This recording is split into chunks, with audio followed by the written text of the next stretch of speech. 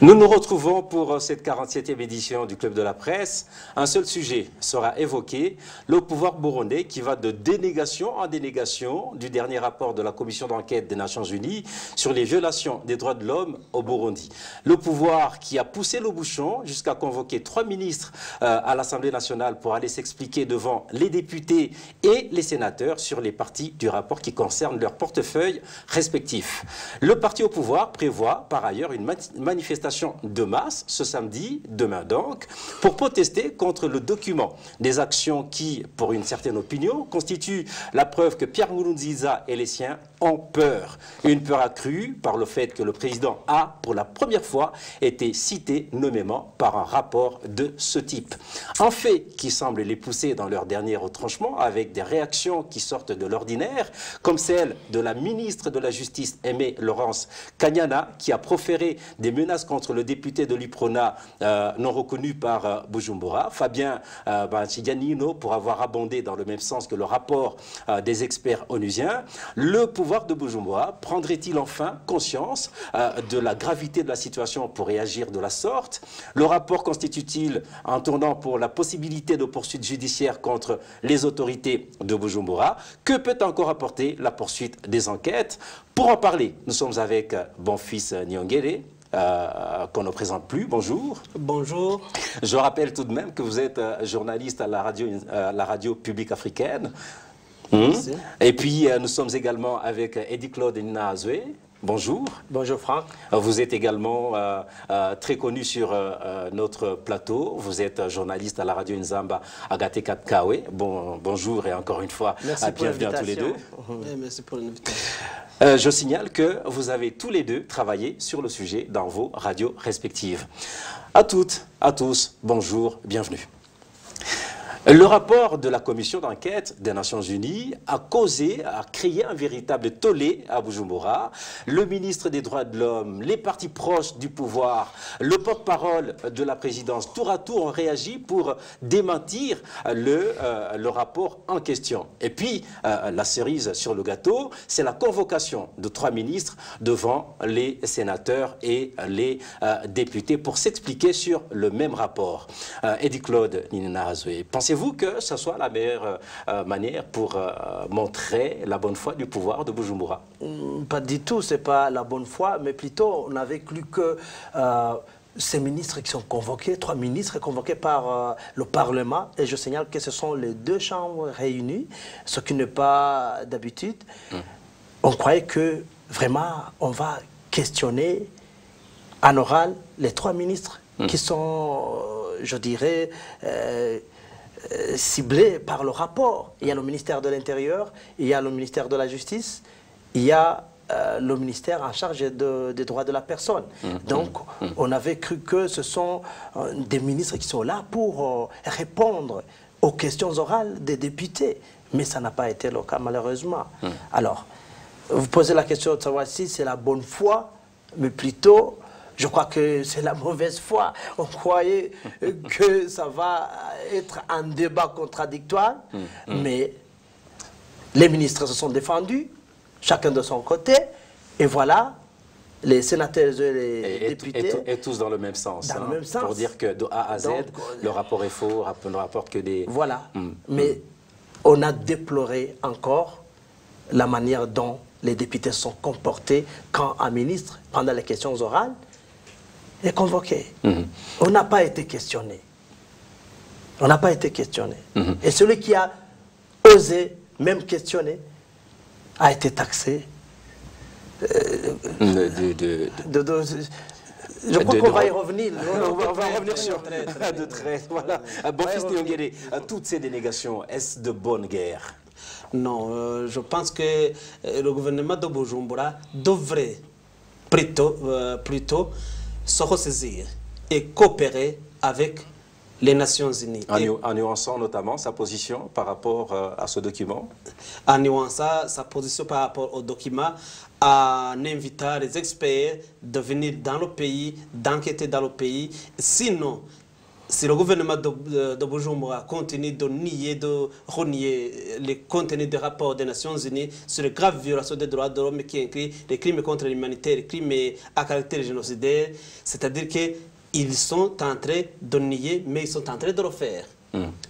À titre d'exemple, lorsqu'ils disent qu'il y a des crimes contre l'humanité qui sont en train d'être commis au Burundi et que le président de la République a la rhétorique d'un discours de haine qui anime donc des discours de haine, ce n'est pas une faute et ce n'est pas un mensonge, puisque le président de la République, à chaque fois qu'il dit à la population, il profère des menaces à l'endroit des opposants, il profère des menaces à l'endroit de quiconque voudrait ne pas être d'accord avec lui. Il dit que celui qui est en train de faire ceci et cela, il aura le châtiment mérité. Il dit en Kirundi, uzorukarisha ruzomumwa.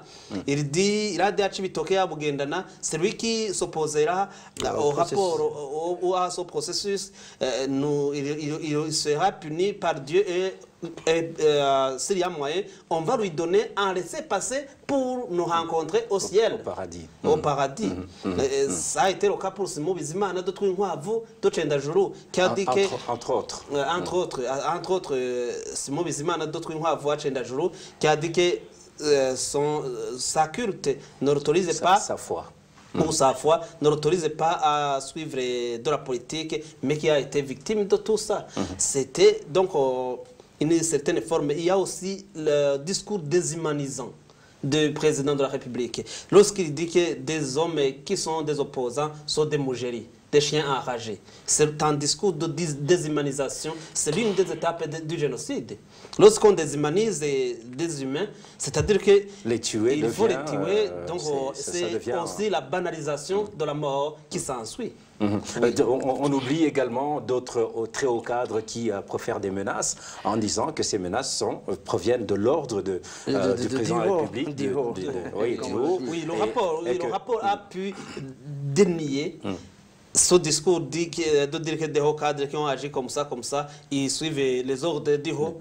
Le haut est connu par le rapport. Le rapport a dénudé le haut qui était partout dit par des hauts cadres qui disaient que des ordres viennent d'en haut.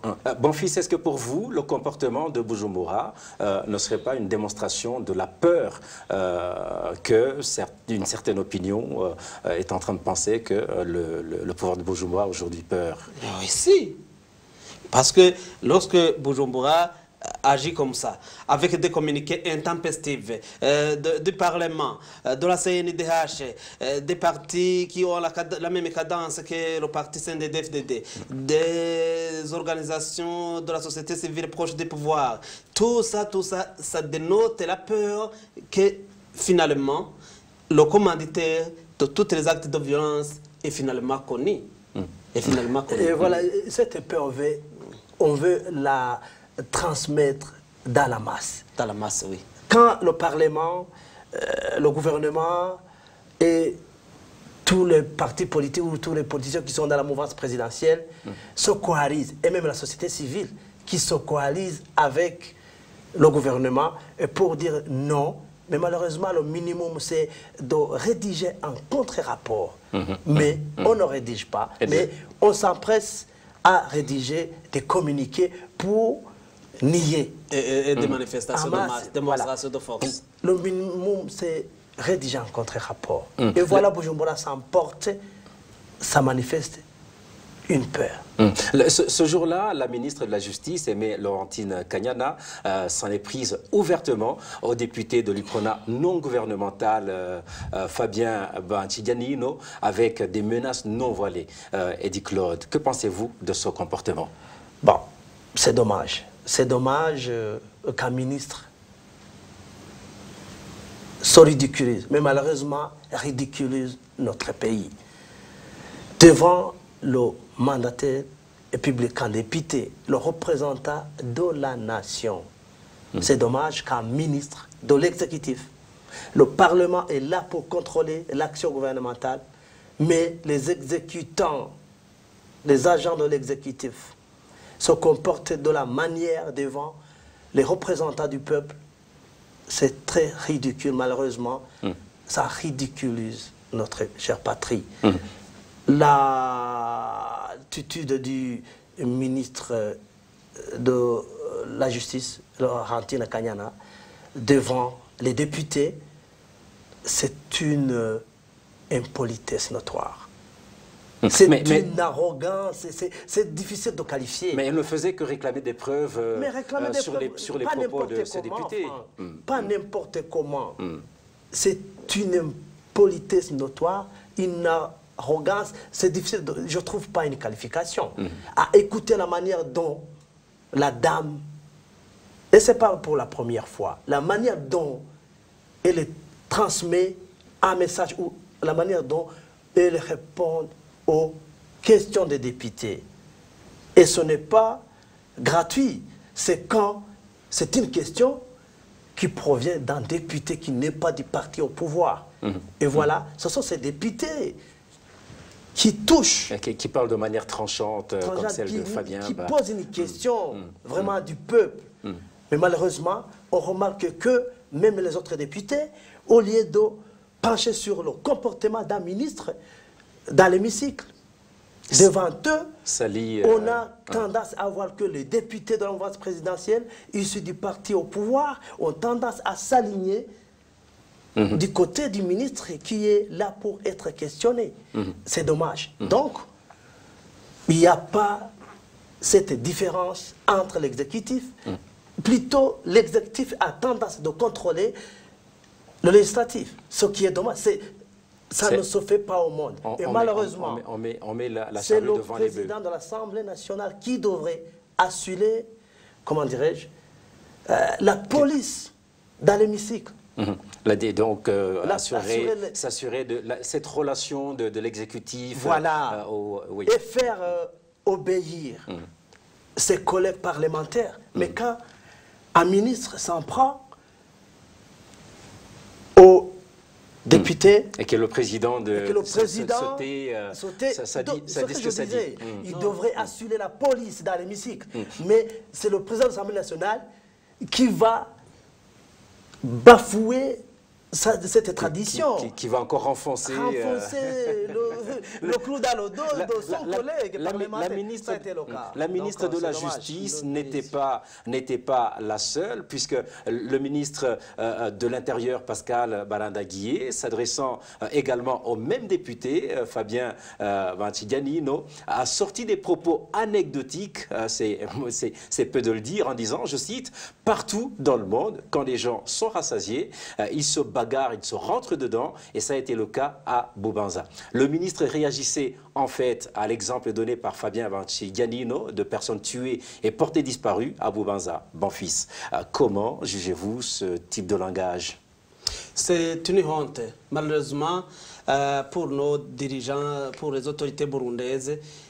La honte ne tue pas, le ridicule ne tue pas, mais pour moi, il y a l'absence de la culture de la démocratie, il y a l'absence de la culture de l'humanité, c'est la banalisation de la mort, c'est la banalisation de la vie.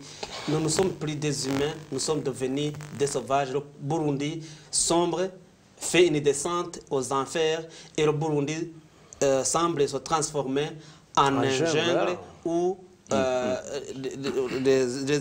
petits animaux sont mangés par les gros animaux. Donc, ce n'est plus un pays des humains. La raison du plus fort. La raison du plus fort, puisque lorsque le ministre dit qu'il y a lorsque le député dit qu'il y a des personnes tuées, des personnes portées disparues et qui ne sont plus retrouvées, et que le ministre dit qu'il s'était rassasié, je pense que il ne devrait pas... Il a manqué l'occasion de se taire. Oui, il a manqué l'occasion de se taire. Mon fils semble être découragé, mais ça ne peut pas durer, je te rassure. Ça ne peut pas durer quand... Non. Mais il a manqué l'occasion de se taire. Qu'est-ce qui vous fait dire que ça ne peut pas durer? Ça ne peut pas durer. De toutes les façons, eux aussi remarquent qu'ils font ce qui n'est pas faisable, s'il vous plaît. Quand un ministre s'en prend aux députés. Aujourd'hui, je sais que eux-mêmes, les parlementaires, reviennent sur ce qui s'est passé. Devant un parlementaire, le ministre, comment dirais-je? Le ministre, c'est... Mon frère, nos chers parlementaires ne sont pas du tout... n'ont pas du tout cette capacité de savoir leur devoir, puisqu'il y en a ceux qui sont là pour lever le doigt seulement, même qui ne peuvent même pas entendre les rapports ou les lois organiques ou non organiques qui sont... Mais c'est dommage, ça relève de leur origine. Ça relève de la médiocrité et de ce qu'ils sont élus. Et donc, je retiens qu'il faut que chacun puisse reconnaître effectivement la place dans laquelle il est pour le respect des uns et des autres institutionnellement. Mais on doit faire respecter les institutions. Je disais tout à l'heure que assez rapidement. M. Nyabenda, l'honorable Nyabenda, le très honorable, comme on aime s'appeler, il est le très honorable parce qu'il est à la tête du Parlement. S'il m'écoute aujourd'hui, je lui demanderai de vraiment user de ses compétences pour faire assurer respecter. la police de l'audience dans l'hémicycle de Kigobe et faire respecter ses collègues parlementaires. On passe sur un autre aspect. Doudou Diène, président de la commission d'enquête, a été décrété persona non grata, mais le pouvoir n'en est pas à son premier coup d'essai.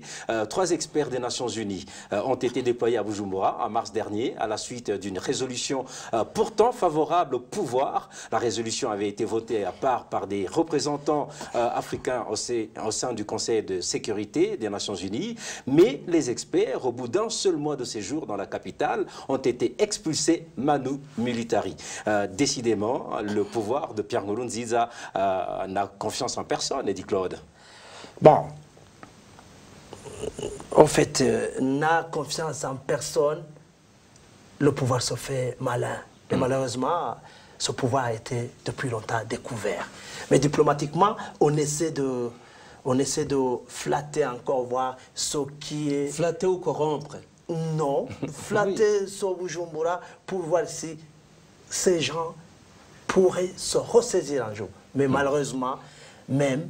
Quand vous êtes en train de parler de flatter, vous parlez de ces représentants des pays africains au sein du Conseil de sécurité des Nations Unies. Avec la résolution 36/2, c'était juste pour voir si Bujumbura pourrait la même chose. Se ressaisir. Quand même, on a dit, de toutes les façons, si c'est Bujumbura qui est en faute, qui ne veut pas coopérer, ok. Laissez-nous, le groupe africain. Donnons-lui la chance de... Ouais, mais aujourd'hui, eux-mêmes sont déçus. Tu vois, Bujumbura a accepté de coopérer. Mais les experts qui sont venus en décembre 2017 sont venus, mais personne n'a coopéré avec eux. Plutôt, ils ont été surpris par un appel téléphonique du service chargé de l'immigration, rappelant que la durée de séjour de ces experts touche à sa fin. Et donc, à la dernière seconde, pratiquement. Oui. Eux s'attendaient à ce que Bujumbura, ses représentants, viennent coopérer avec le groupe, mais ça n'a pas marché. Et ça, c'est une preuve de la versatilité du pouvoir de Bujumbura, encore une fois. Évidemment. Bon fils, Nyongé, on revient sur le député Fabien Banchidianino, des députés aussi courageux que lui. Hein. On en compte sur les doigts de la main, peut-être même moins. Je donne l'exemple d'Agathon Rwasa. On l'attendait beaucoup plus pour peut-être donner beaucoup plus de véhémence par rapport aux documents des experts des Nations Unies, mais on l'a attendu, on n'a pas eu. Il a usé beaucoup plus de la langue de bois. Hein. Et que pensez-vous de ce courage du député? Sont-ils encore nombreux de ce type? Bon, merci. Le député Fabien Banchidianino a eu le courage de dénoncer ou d'appuyer dans le sens du rapport parce qu'il observe les faits sur terrain. Il observe les faits sur terrain. Il y a eu des gens qui ont été portés disparus sous ses yeux ou sous les yeux de l'administration et qui ne sont jamais retrouvés. Et il y a aussi des gens qui sont tués, il y a aussi des couvre-feux qui sont installés ici et là, il y a aussi des gens qui sont malmenés par les forces de l'ordre, qui sont malmenés par la jeunesse ou miliciens Imbonerakure Kure du CNDD-FDD. Donc, quand il dénonce tout ça, Fabien Banchidianino démontre sa face dans Mushinga Ntahe, dans bon notable. Lorsque nous étions à l'école, on disait Mahoro. Vous utilisez encore le terme Mushinganai qui n'est pas reconnu par le pouvoir en place, qui a été politisé à outrance. Que ce soit politisé ou pas, le terme Mushinganai aura toujours sa valeur. Qui est reconnu par la tradition. Oui, je disais qu'il y en a un certain Mahoro qu'on a étudié à l'école, Mahoro qui perpétuait la paix partout où il était. Ça a été repris par Ngabo lorsqu'il disait Umugabo Kuri Yamagwanira Mahoro ahari hose. Donc Fabien Banchiganino est devenu ce Mugabo qui était chanté, son Mahoro, qui mène son combat pour la paix, pour la dignité, pour la vérité. Et il n'est pas donc du tout de fainéant ou peureux devant une situation. Il est dans une marche avec audacité et ténacité devant les griffes du pouvoir qui pourrait même emporter sa vie, et il dénonce des violations des droits de l'homme, il défend la vérité jusqu'au dernier souffre. Ah oui. Par ailleurs, Eddy Claude, pensez-vous qu'il puisse arriver quelque chose à ce député qui n'a pas peur d'affronter des gens comme Nyabenda, le président de l'Assemblée nationale, en lui disant, je cite, honorable Monsieur le Président, vous et moi, nous sommes tous deux originaires de Gihanga, des gens de Bubanza, des gens ont été assassinés, d'autres ont été portés disparus. Venez, commençons le travail par chez nous pour sauver des vies. Fin de citation. Est-ce qu'il ne risque pas gros? Non. Moi, je crois que nous sommes habitués à croire que des gens qui osent dire la vérité ne peuvent pas la survivre. Sont victimes de cette vérité. Ah bon? Mais on s'en fout. L'essentiel est d'avoir proférer cette vérité. Mais encore une fois, ma question c'est de savoir, est-ce qu'il ne risque pas gros? Le fait qu'il ose dire, plutôt, c'est une manière de dire au pouvoir de lui protéger encore. Parce qu'il ose dénoncer. Ou de dire, faites ce que vous voulez, mais moi je suis prêt à dire la vérité, faites ce que vous voulez. C'est un parlementaire qui fait son travail. C'est un parlementaire qui fait son travail. Il est au service du peuple. Sauf qu'il n'est pas le seul. Mais les autres ne parlent pas. Où est-ce qu'ils sont? Ses collègues ils attendent ne parviennent pas à lever la casquette de leur parti. C'est dommage. Mais lui va au-dessus. Bachidjanino est aussi membre du parti. Pourquoi ne pas se taire comme tout le monde? Non. Mais lui ose et dénonce. Il est déterminé à représenter son peuple. C'est ce qu'il y fait. Alors, dire que je sais que lui n'a pas peur. La preuve en est que il ose. Plutôt, nous sommes habitués à des gens qui sont victimes de leur vérité. Mais lui, il y a des moments où on arrive à ne pas se taire. Et Banchida Nino, on va prier pour lui. Et on va prier pour lui. Si vous priez pour lui, ça veut dire que vous avez effectivement vous-même peur qu'il ne lui arrive quelque chose en raison de... J'aimerais ajouter un mot à propos de Rwasa Agathon qui ne lève pas le ton par rapport aux attentes de la population. Rwasa Agathon a des... Il a ses propres langages du bois, puisqu'il a des intérêts qu'il protège devant les ministres qui ont le temps d'un institut appliqué. Lorsque le ministre de l'Intérieur est là, il a le dossier de son nouveau parti. Quand il devrait lever le doigt dès qu'il dénonce les violations graves des droits de l'homme, le dossier du nouveau parti serait mis dans les tiroirs ou dans les coulisses. Donc, Rwasa Agathon a intérêt de protéger le nouveau parti pour qu'il ait son agrément afin qu'il puisse rester ou assainir sa face politique pour qu'il puisse avoir une pension politique meilleure par rapport Peut-être que le ton sera beaucoup plus libéré quand son parti sera effectivement reconnu. Attendons voir il aura l'adhésion. Attendons voir. Nous tendons voir. vers la fin de cette édition. Et qu'est-ce qui peut bien expliquer la peur de Bujumbura? Le rapport peut-il constituer un tournant dans de possibles poursuites judiciaires contre des autorités burundaises, dont Pierre Nkurunziza a cité dans le document Bonfils? Oui.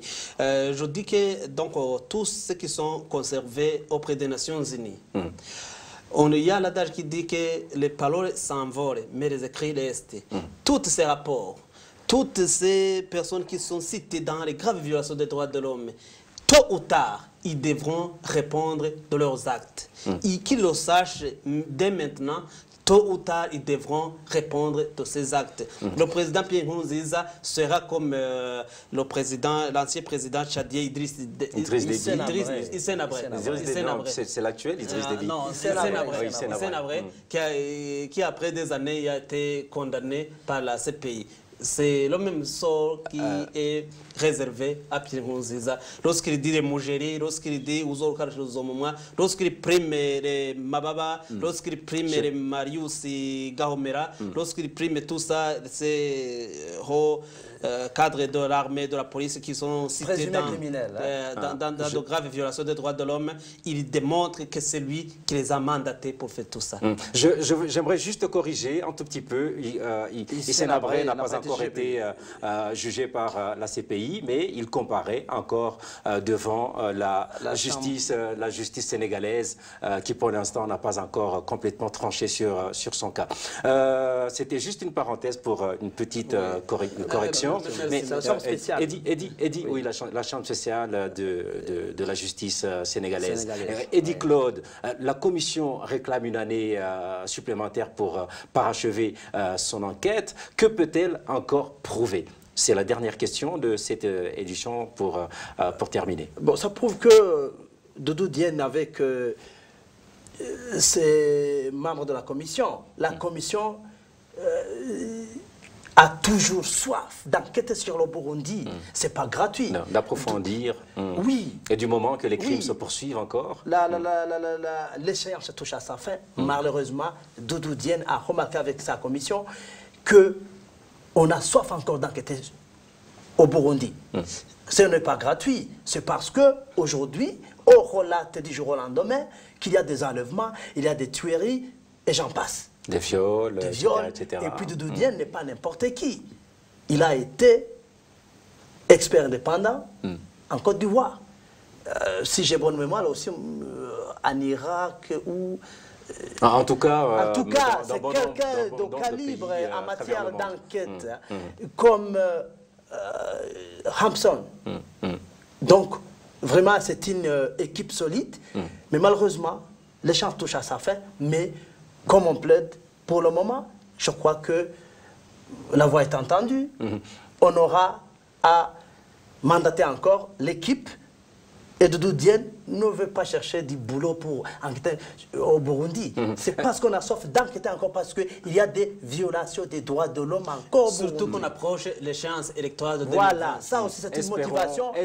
Espérons que le travail qui est fait par cette commission d'enquête porte effectivement les fruits escomptés. Et c'est la fin de cette 47e édition du Club de la Presse. Merci à Eddie Claude, Nina Azoué et Bonfils Nyongere pour votre participation à cette édition. Merci pour votre invitation. Merci aussi à nos auditeurs, nos téléspectateurs. Sinon, l'émission, le sujet était très intéressant parce qu'il y a encore à débattre. Ah oui, il y a encore de la matière, effectivement.